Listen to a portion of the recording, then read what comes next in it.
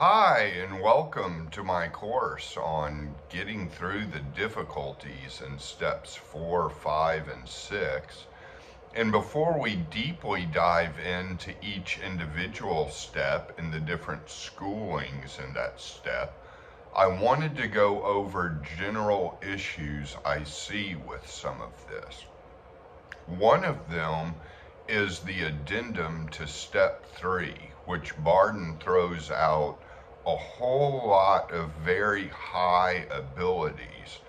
And I think it's easy for you to think you need to do all of those now before moving on to steps 4, 5, and 6.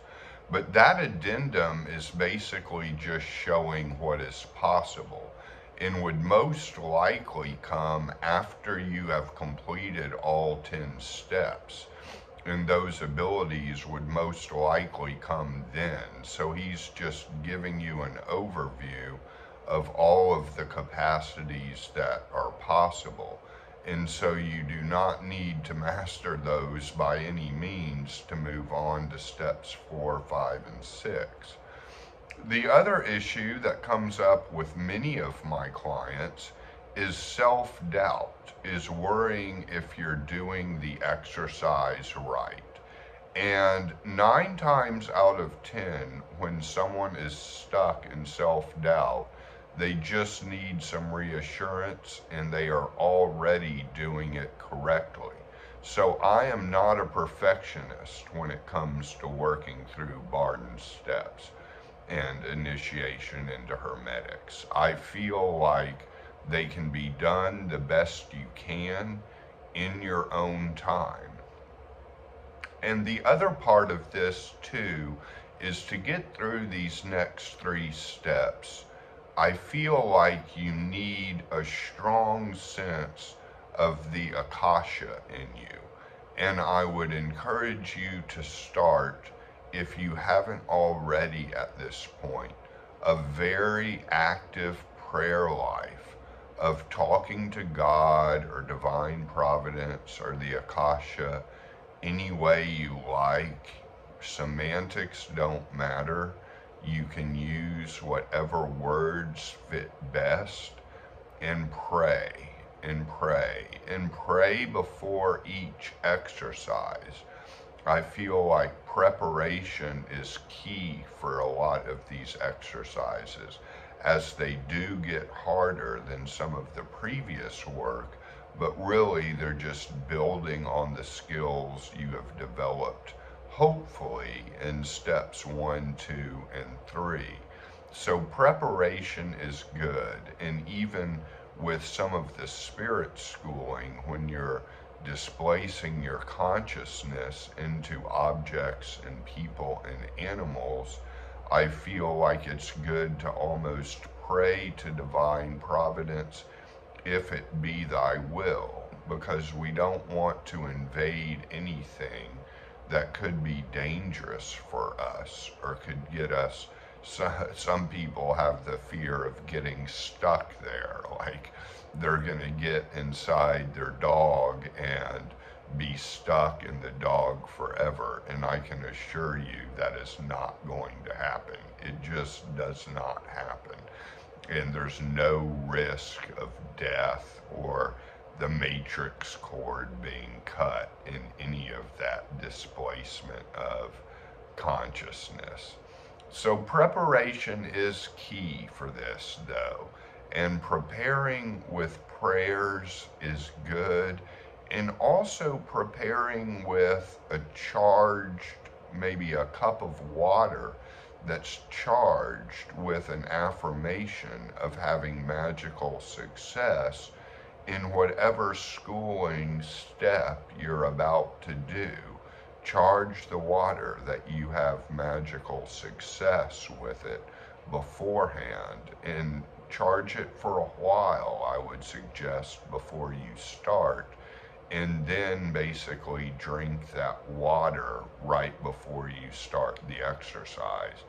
And I've talked about this some too, and I've talked about keeping a bowl of some sorts of magically charged water in your room and charging that water, with magical success, and then you could charge it again with the particular step you're working on, and it will evaporate into your room. I also feel like it's very important going through these to have an altar of some kind, like you see my altar in the background. And if you don't have space in your room for something that big, at least make a little spot where there is something. And you can even light a candle before each exercise and open the altar, so to speak. And when you pray, definitely pray to the altar area. So preparation is basically key for some of these, as they can be very difficult. And another thing I see, and this is like a kind of big issue in a sense, and could get you stuck if you're trying to do one step at a time and completely master it before going on to the other steps. I feel like the spirit schooling of steps 4 and 5 very much blend together. So there is basically continuity and consistency between those different exercises. And going into other objects and going into animals and people also has to, and that's in step 4 spirit schooling, but it also has to do with the step 5 spirit schooling, where you're going into the depth point of an object. Because really, when you're displacing your consciousness into each object or person or animal, you are going and starting in the depth point.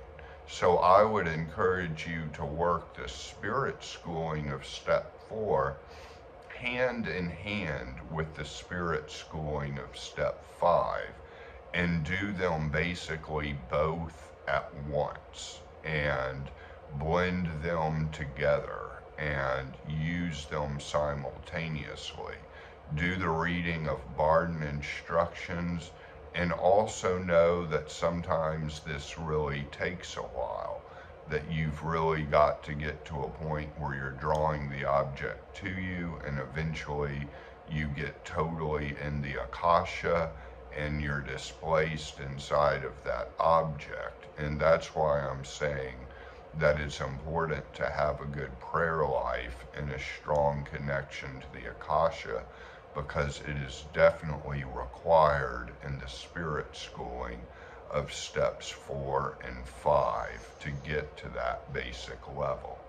And so those are some of the issues I see. Another issue I see is with the higher guardian angel and contacting your higher guardian angel, because I feel like there are different ways to do that than Barden gives. He gives some complicated ways with, a pendulum, or raising your finger with willpower, which is very hard to raise it with willpower rather than your muscles. It will usually come out as a twitching of sorts that comes out. But I feel like with an active prayer life and knowing that your guides are with you, and just knowing that your ancestors are with you, and that active prayer life can basically connect you to your higher guardian angel.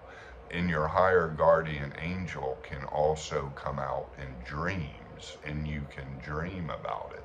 And it could be a person, it could be someone you knew that was in your life at some point and passed on, or it could be an angel of sorts. Many people report seeing angels at different times. It could be a non-human being, I guess, is what I'm saying for this.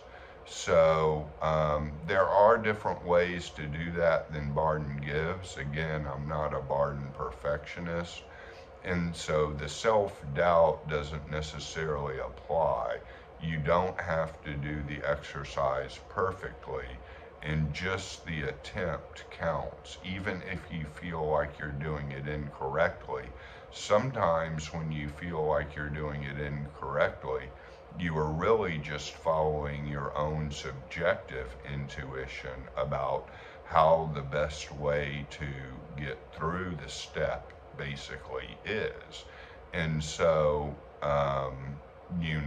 I would encourage you to follow your intuition with all of these and go in your own world in what you need to get through these steps. And again, spirit schooling in steps 4 and 5, which I will talk about later in some of the next videos, they can certainly be done together. And anyways, I wish you all very much magical success with all of this. Thank you for signing up for my course, and many blessings to all.